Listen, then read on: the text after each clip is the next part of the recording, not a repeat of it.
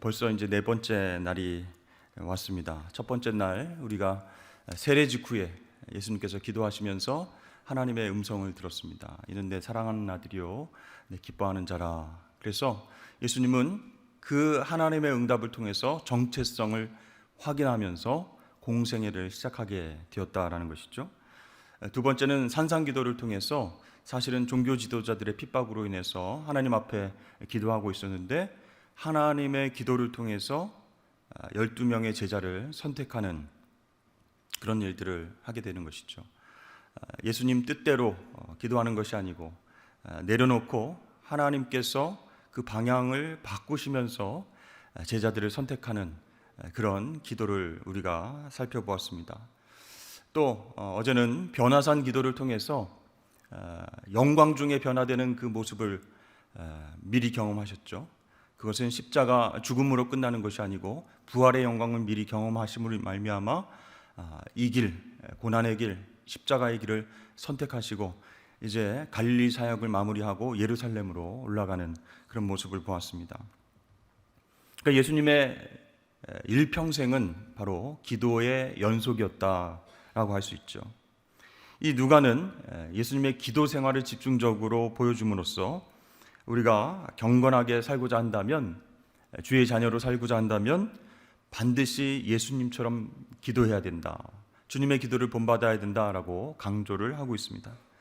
오늘 내용은 예수님께서 체포되시기 전날 밤 감람산의 겟세마네 기도, 그 기도를 기록하고 있죠.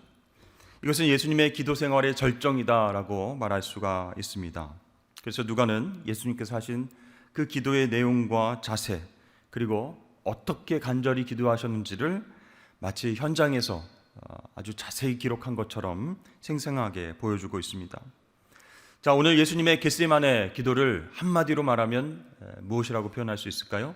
그것은 바로 전쟁과 같다, 기도 전쟁과 같다, 이렇게 표현할 수 있을 것 같습니다. 그래서 오늘 말씀을 통해서 예수님 기도에서 우리가 주목해야 될 부분이 무엇인지를 함께 살펴보기를 원합니다. 첫 번째로 이 예수님의 감람산 위의 겟세마네 기도는 습관적이고 규칙적인 기도였다라는 것이죠. 39절 말씀에 보니까 예수님께서는 습관을 따라서 감람산에 올라가셨다, 이렇게 밝히고 있죠. 예수님께서는 예루살렘에 오실 때마다 감람산 즐겨 찾아 올라오셨는데요, 낮에는 사역을 하시고 또 저녁에는 감람산에서 기도하고 쉬셨음을 알게 됩니다. 누가복음 21장 37절 38절 말씀을 보니까 예수께서 낮에는 성전에서 가르치시고 밤에는 나가 감람원이라는 산에서 쉬시니 모든 백성이 그 말씀을 들으려고 이른 아침에 성전에 나아가더라 그랬습니다. 그러니까 주님은 감람산에서 기도하면서 밤을 보내셨고 아침이면 성전에 들어가셔서 그분에게 찾아오는 백성들을 가르치셨다라는 것이죠. 자, 이렇게 갈릴리 사역에서도 그랬지만 예루살렘에서도 예수님의 기도 생활과 가르침은 연결되어 있다라는 것을 알 수 있습니다. 주님께서 많은 사람들 앞에서 천국 비유를 하시든지 아니면 말씀을 가르치실 때 항상 기도하신 후에 가르치셨다라는 것을 우리가 볼 수 있습니다. 그러니까 십자가 사건을 앞두고 그 고난의 길을 가기 전에 정말 마음이 힘들어서 갑자기 감람산에 올라가셔서 겟세마네 기도를 하신 것이 아니다라는 것이죠. 항상 규칙적으로 습관을 쫓아서 그렇게 기도하셨다라는 것이 중요한 부분이죠. 두 번째는 천사가 나타나서 예수님의 기도를 도왔다라고 합니다. 43절 말씀에 보니까 천사가 하늘로부터 예수께 나타나 힘을 더하더라. 그러니까 기도하시는 예수님을 도와서 천사가 옆에서 강하고 힘있게 도움을 줬다, 이렇게 얘기를 하는 거예요. 예수님께서는 정말 피곤하고 힘든 육체를 이끄시고 기진맥진한 상태에 있었음에도 불구하고 기도를 멈추지 않으셨습니다. 그런 중에 천사가 나타나서 지친 예수님께 힘을 더해 주었다라는 것이죠. 성경을 찾아보면 천사가 어떤 역할을 하는가, 그것을 우리가 알 수 있어요. 기도에 대한, 어떤 사람의 기도에 대한 하나님의 응답을 전달해 주거나 하나님의 계획과 비전을 전달하기 위해서 등장하는 경우가 대부분입니다. 그런데 오늘 말씀을 보니까 예수님 기도할 때에 천사가 나타나서 도움을 주었다 이렇게 얘기하죠. 굉장히 독특하고 특별한 말씀입니다. 자, 우리도 기도할 때 예수님처럼 천사가 나타나가지고 그래 열심히 기도하고 있구나, 계속 그 길로 나아갑시다, 잘하고 있다, 화이팅, 이렇게 천사의 도움을 받으면서 힘있게 기도하면 얼마나 좋을까요? 모세의 기도를 도왔던 아론과 훌처럼, 또 예수님의 기도를 도운 천사처럼 누군가 옆에서 내 기도를 좀 도와줬으면 좋겠다, 그런 생각을 하기도 합니다. 근데 여러분, 확실한 사실이 하나 있는데요, 모든 성도들이 하나님 앞에서 바르게 기도할 수 있도록 하나님은 성령님을 우리에게 보내주신 줄로 믿습니다. 로마서 8장 26절 말씀 보니까 이와 같이 성령도 우리의 연약함을 도우시나니 우리는 마땅히 기도할 바를 알지 못하나 오직 성령이 말할 수 없는 탄식으로 우리를 위하여 친히 간구하시느니라. 아멘. 여러분, 우리 안에 내주하시는 그 성령님의 도움은 천사의 일시적인 도움보다 훨씬 더 크고 능력이 있음을 믿으실 수 있기를 바랍니다. 그러니까 중보하시는 거예요. 말할 수 없는 탄식으로 나를 위해서, 내 기도를 위해서 중보하시는 성령님의 내재적인 도움은 우리들에게 바른 기도에 필요한 지혜와 지식뿐만 아니라 기도할 수 있는 힘도 제공해 주시는 거예요. 오늘 너무 힘들어서 기도 못하겠다, 다음에 해야지, 정말 중요한 기도 제목이 있어요. 그러면 성령께서 도와주시는 거예요. 이끌어 주시는 거예요. 기도할 수 있도록 우리의 마음과 입술과 모든 것을 하나님께 집중해서 기도로 나아갈 수 있도록 도와주시는 분이 바로 성령님이다라는 것이죠. 그래서 성령께서는 언제 어디서나 우리로 하여금 하나님 뜻대로 기도할 수 있도록 도우신다라는 것이에요. 천사의 도움은 일시적일 수 있지만 성령님의 도움은 영원합니다. 그러므로 우리의 기도가 항상 성령의 감동과 도우심으로 진행될 수 있도록 마음문을 열어야 돼요. 성령께서 역사하실 때 순종해야 됩니다. 또한 세 번째, 예수님은 처음도 마지막도 하나님의 기쁘신 뜻을 구했다라는 것이죠. 자, 이제 십자가의 죽음이 임박했어요. 그런 상황 가운데 예수님의 기도는 어떤 내용으로 채워져 있습니까? 42절 말씀을 보니까 만일 아버지의 뜻이거든 이 잔을 내게서 옮기시옵소서. 그러나 내 원대로 마시옵고 아버지의 원대로 되기를 원하나이다. 이런 내용으로 하나님 앞에 간절히 기도했죠. 그러니까 하나님 아버지 뜻이 기도 시작과 기도 끝에 등장하고 있어요. 만일 아버지의 뜻이거든, 그리고 마지막에 내 원대로 마시고 아버지 뜻대로 그렇게 되기를 원하나이다. 그래서 예수님께서는 개인적으로는 이 고난의 잔, 죽음과 저주의 잔, 십자가의 잔이 옮겨지는 것이 하나님 뜻 안에서 확실하다면 그 뜻이 이루어지기를 바랬던 것입니다. 다시 말해서 고난의 잔이 자기에게서 옮겨지는 것이 하나님 아버지의 뜻이라면 옮겨달라라는 것이었고, 그러나 그것이 진짜 하나님 아버지의 뜻이라면 내 뜻 말고 아버지 뜻 이루어질 수 있도록 해주십시오, 이렇게 기도를 하셨습니다. 여러분, 이렇게 예수님께서 하나님 아버지께 간절히 기도한 것은 바로 하나님 아버지의 주권적인 뜻을 구하면서 기도해야 된다라고 친히 제자들에게 가르쳐 주신 주기도문의 내용을 본인이 실천을 하신 것이죠. 자, 어떤 번에서 그렇습니까? 첫 번째는 예수님께서 하나님을 아버지라고 부르신 것이고, 또 다른 하나는 아버지의 뜻이 이루어지기를 구한 것, 그것 때문에 주님께서 주기도문의 내용에 기도를 하셨다라고 이야기할 수 있죠. 자, 예수님께서는 이미 바로 그 전날 저녁에 제자들과 함께 유월절 식사를 하셨습니다.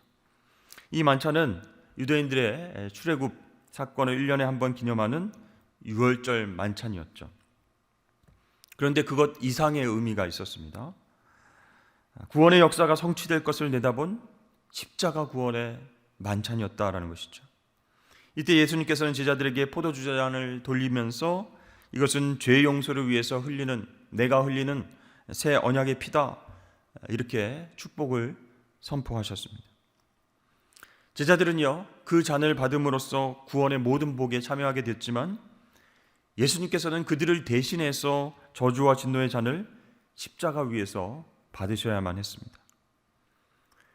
그러니까 예수님께서 제자들과 마신 잔은 동일한 포도주 잔이었지만 예수님은 저주의 잔이었고 제자들에게는 새 언약의 축복의 잔이었다라는 것이죠.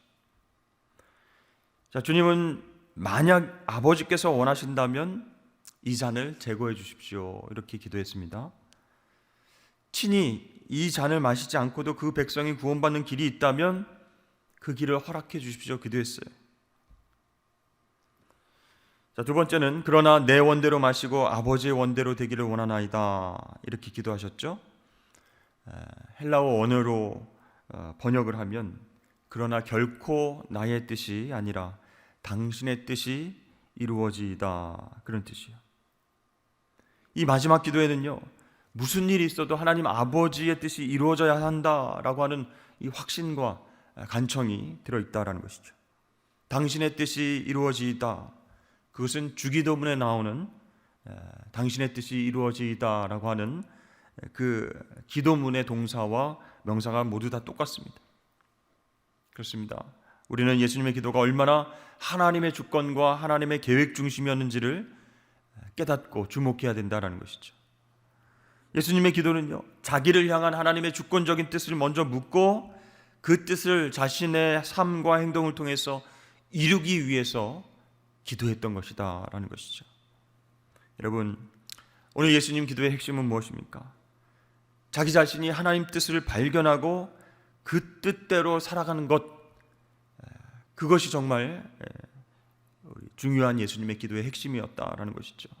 그래서 예수님은 결국 자신의 뜻이 아니라 반드시 아버지 뜻이 이루어져야 된다라고 강구하신 것이죠. 그러니까 기도 중에 하나님 기쁘신 뜻을 이루시기 위해서 기도로 몸부림을 치신 거예요. 여러분, 이 예수님의 기도와 비교해서 우리의 기도는 어떠한지 생각해 보았으면 좋겠습니다. 개인적인 어떤 바람, 또 욕심과 야망, 그것을 이루기 위해서는 정말 눈물을 아끼지 않고 열심히 기도하면서 하나님의 주권적인 뜻을 찾는 기도는 소홀히 하고 또 맥없이 기도하는 그런 우리의 모습이 있지 않습니까? 하나님께서 원하시는 것이라면 하나님께서 친히 이루실 텐데 내가 구태여 열심히 기도할 필요가 있는가? 이런 생각으로 하나님 뜻을 찾는 기도, 하나님 뜻을 분별하며 내 모든 것을 맡기는 기도는 잘 못하고 있지는 않습니까? 여러분, 기도는요, 하나님의 주권적인 뜻을 찾고 그것을 성취해 나가는 방법이다라고 할 수 있어요. 이런 기도에 집중하는 사람이 하나님 뜻에 더 사로잡히게 되고 그 뜻을 이룰 수 있는 도구가 될 수 있음을 여러분 명심하실 수 있기를 바랍니다. 네 번째로 예수님은 전투적인 자세로 기도했다라는 것이죠. 마치 전쟁에서 승리를 위해서 싸우는 군사와 같은 자세로 오늘 기도하셨다라는 것이에요. 그러니까 예수님께는 기도 자체가 영적 전쟁이었다는 것이죠. 44절은요, 이런 예수님의 기도를 영적 전쟁의 관점에서 묘사하고 있습니다. 예수께서 힘쓰고 애써 더욱 간절히 기도하시니 땀이 땅에 떨어지는 핏방울같이 되더라. 자, 이 부분에서 주목할 표현은 힘쓰고 애쓰셨다. 이것은 온 힘을 다해서 싸운다, 그런 뜻이 있습니다. 그러니까 운동선수가 모든 힘을 다해서 경쟁하는 것이죠. 올림픽이 4년에 한 번 돌아오는데 거기서 메달을 따기 위해서 자기의 모든 것을 투자해서 땀과 눈물과 피를 흘리면서 그렇게 열심히 훈련을 하는 것, 또 군인이 전쟁에 참여해서 사력을 다해서 총을 쏘고 진격하는 것, 그것을 가리킨다라는 것이죠. 여러분, 지금 예수님의 겟세마네 기도는 어떤 기도입니까? 인류의 운명을 바꿔놓을 수 있는 결정적인 영적 전투를 앞에 두고 승리하기 위해서 모든 힘을 기울여야 했던 영적 전쟁의 기도였다라는 것입니다. 여러분, 예수님이 이 전투를 밤새도록 하셨습니다. 예수님의 땀이 땅에 떨어지는 핏방울같이 되었다라고 하는 언급은 이 전쟁이라는 거예요. 전쟁을 통해서 총을 쏘고 총을 맞고 피를 흘리고 이 영적 전쟁의 처절함과 긴박함을 우리에게 잘 보여주는 것이죠. 그렇습니다. 전쟁에서 피 흘림이 있듯이 예수님의 기도도 치열한 영적 전쟁을 치르고 있는 기도다라는 것을 우리가 알 수 있다라는 것이죠. 여러분, 우리는 이 영적 전쟁을 준비하면서 그 관점에서 어떻게 기도를 하고 있는가 생각해 보아야 됩니다. 이 기도의 전쟁 없이도 나를 향한 하나님의 주권적인 뜻, 구원의 뜻을 발견할 수 있습니다. 그 뜻대로 살아갈 수 있습니다 라는 생각은 어리석은 생각입니다.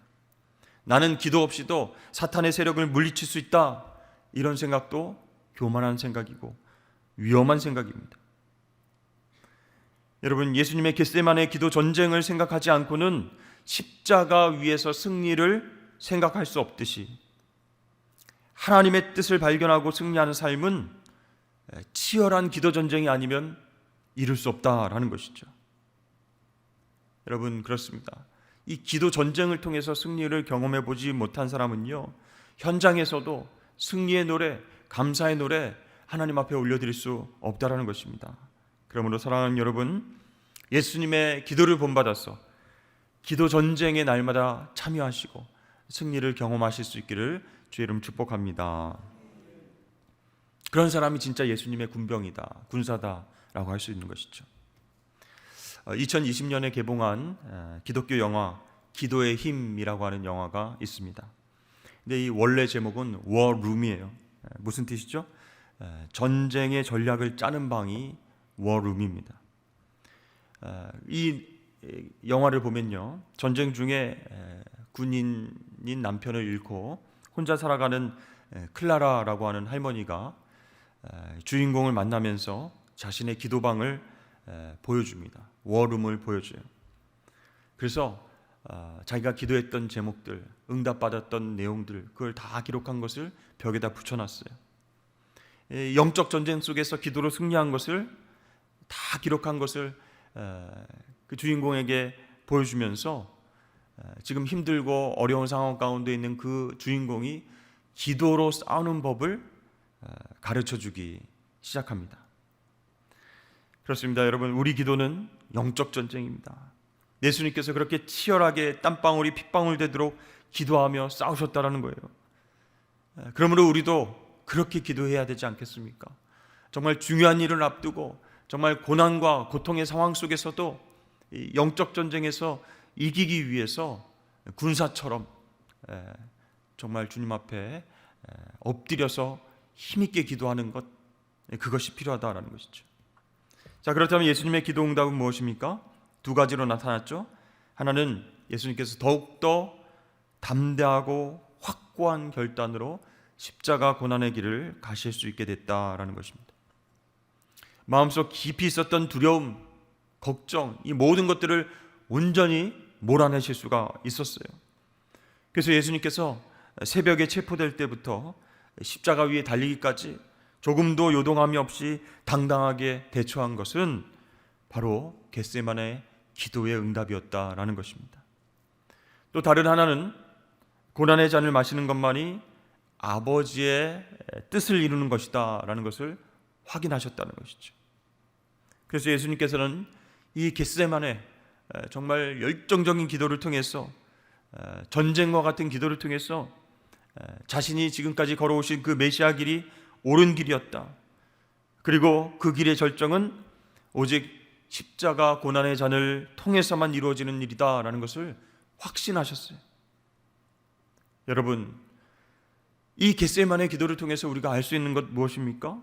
기도는 하나님의 주권적인 뜻을 바꾸는 것이 아니라 오히려 주님의 그 뜻을, 하나님의 그 뜻을 이루어드리는 것이. 그래서 우리는 이 전쟁과 같은 예수님의 기도를 통해서 우리의 기도를 스스로 돌아볼 수 있어야 됩니다. 여러분들은 과연 예수님처럼 규칙적이고 계속적인 기도 생활을 하고 계신가? 여러분들은 성령의 전폭적인 인도와 도움을 받아서 기도하고 계십니까? 또 여러분들은 전적으로 하나님 뜻 중심의 기도를 하고 계십니까? 운동 경기에 참여하는 선수처럼, 전쟁에 나서는 군인처럼 그 기도 전쟁을 매일매일 치르고 있습니까? 또한 여러분은 예수님과 같이 온 마음과 마음을 다해서 간절하게 기도하고 있습니까? 여러분, 예수님의 겟세마네 기도를 통해서 하나님, 내 뜻이 아니라 하나님 뜻이 이루어지길 위해서 기도하게 하옵소서. 성령께서 그 방향으로 도우실 수 있도록 전쟁과 같은 기도를 통해서 승리하실 수 있기를 주의 이름으로 축복합니다. 그때 우리의 기도를 통해서 하나님은 우리의 길을 열어주시고 영적 전쟁에서 승리를 선물로 허락하여 주실 줄로 믿습니다.